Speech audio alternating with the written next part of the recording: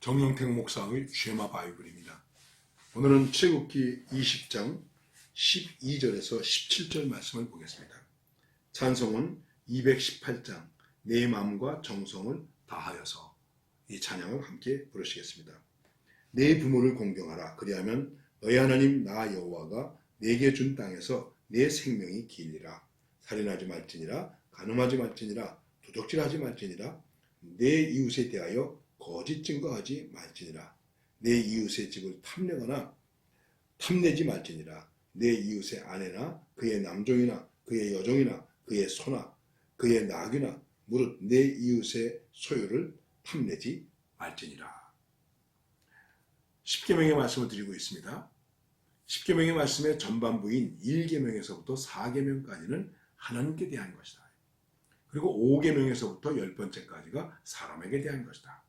다시 한번 강조해서 말씀드리면 하나님께 대한 도리, 사람에게 대한 도리, 내가 어떻게 하고 있는가, 여기에 경건이 있습니다.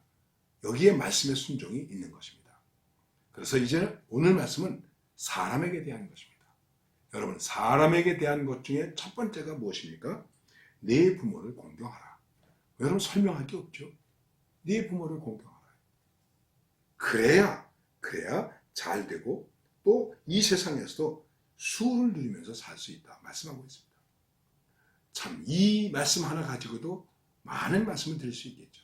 내 부모를 공경하라. 요즘 현대 젊은이들이 얼마나 고리타분하게 이 말을 듣겠습니까? 또 자식이 없는 사람들이 많이 있습니다. 부모에 대해서 가볍게 생각합니다. 내 부모를 공경하라. 존경하고 인정하고 그 이름이 부끄럽지 않게 하라는 것입니다. 저는 아버님을 일찍 여였습니다. 우리 어머니께서 저에게 하신 말씀이 이런 말씀입니다. 애비 없는 후레자식 소리를 듣지 마라. 어렸을 때 후레자식이 뭔가 이런 생각을 했었어요.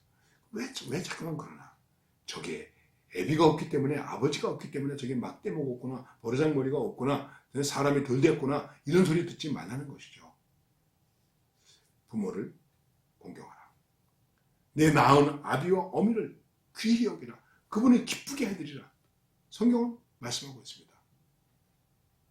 자, 그 정도 말씀을 드리겠습니다. 그리고 그 다음에 뭐라고 말씀하냐면은 살인하지 말지니라. 살인하지 마라.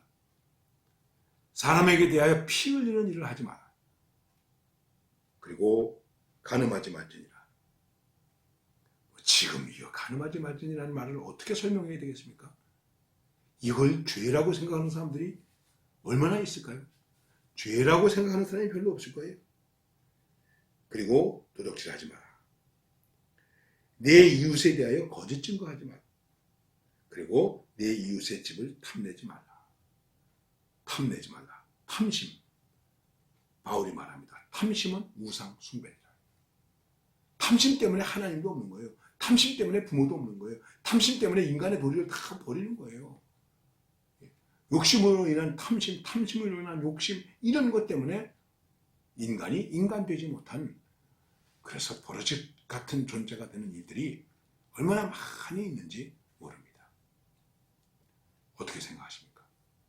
내가 한 신앙인으로서 어떻게 신앙인의 도리를 다할 것인가? 하나님께 대하여 우리가 예배도 드리고 11조도 드리고 감사헌금도 드리고 여러 가지 일을 통해서 나름대로 그럭저럭 하나님께 대하여 뭔가 하는 것 같이 생각해요. 그런데 부모님께 대하여 어떻게 하십니까? 지금은 너무나 많은 노인들이 시대적인 트렌드이기 때문에 어쩔 수 없다고 생각하지만 시설에 가 있습니다. 자식들이 있는데도 그렇습니다. 한번 생각해 보십시오. 그리고 이 문제에 대해서, 이 계명에 대해서 예수님이 재해석하시는데, 예수님의 재해석은 무엇입니까? 미워해도 살인하는 것이다. 이미 마음에 살인하는 것이다. 이미 지나가는 사람을 보고 마음에 이상한 생각을 품었다면 이미 그 마음으로 가늠한 것이다. 예수님의 이 십계명에 대한 적용은 더 엄격합니다. 엄격합니다. 아주 엄정합니다. 거짓 증거하지 마라. 거짓말하지 마라. 얼마나 거짓말하십니까? 거짓말 대회를 했는데 거짓말 대회에서 1등한 사람이 있대요. 누가 1등 했겠습니까? 저는 지금까지 거짓말한 적이 한 번도 없습니다. 그 사람이 1등 했대요. 어떤 사람은 그래서 이렇게 말합니다. 나는 거짓말을 좀 했다고. 거짓말로 하든 거짓말로 하든. 거짓증은 얼마나 많습니까? 그리고 탐냅니다. 우상숭배가 됩니다. 이 모든 계명은 다 연결되어 있는 것입니다. 야고보서가 말하고 있습니다. 이 계명 중에서 한 가지 계명만 어겨도 모든 계명을 어기는 것이다. 살인하지 말라고 말씀하신 하나님께서 간음하지 말라고 말씀하셨고, 간음하지 말라고 말씀하신 하나님께서 탐내지 말라고 말씀하셨고, 거짓 증거하지 말라고 말씀하셨다. 다 이게 하나님의 말씀 속에 있다고 하는 것입니다. 그러면 어떻게 하면 좋겠습니까? 이 계명 앞에서 여러분과 제가 어떻게 생각해야 되겠습니까? 우리는 다시 겸손하게 이거를 못 지키고 사네. 이렇게 생각할 수 있겠죠? 이것을 지킨다고 은혜가 되는 것일까? 아니죠. 그렇기 때문에 이 십계명 앞에서 여러분과 제가 이 하나님의 말씀 앞에서 생각해야 될 것은 무엇이겠습니까? 은혜로 사는구나.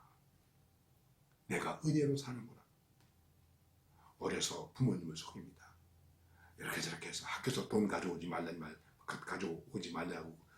말을 한 적도 없는데 학교에 갖다 내야 된다고 그러고, 책도 한 권만 사면 되는데 또 책 사야 된다고 그러고, 노트도 한 권 가지면 한 학기 쓰는데 또 노트 산다고 그러고, 자꾸만 부모님에게 돈을 받아갑니다. 부모님은 자꾸만 줍니다. 자식이 생각할 때 우리 엄마 아빠는 아마 잘 모르겠지 이렇게 생각할 수 있을 거예요. 그러니까 한 착한 아들이 그런 데 대한 양심의 가책을 느끼고 한 번은 엄마한테 사과했대요. 엄마 죄송해요. 제가 엄마를 속이고 이렇게 돈 받아가고 저렇게 돈 받아가고 그랬어요. 그랬더니 어머니가 이렇게 말씀하시대요. 내가 다 안다. 알면서도 엄마가 주신 거예요. 속으면서 주신 거예요. 공책 산다고 그래 노트값, 책 산다고 그래 책값, 뭐 한다고 무슨 값. 알면서도 주시는 거예요. 은혜예요, 은혜. 우리는 이 말씀 앞에서 계명으로 사는 것이 아니라 율법으로 사는 것이 아니라 나는 은혜로 산다. 은혜로 인해서 지금 존재하고 있다. 죄인이 의인된 그 은혜로 인해서 내가 존재하고 있다. 죄인인데 내가 여기 이렇게 존재하고 있구나. 그렇기 때문에 말씀을 따라 살아야 되겠구나 하는 고백과 감격 속에서 살아야 하는 것입니다. 오늘도 이러한 풍성한 은혜의 감격으로 살아갈 수 있기를 바랍니다.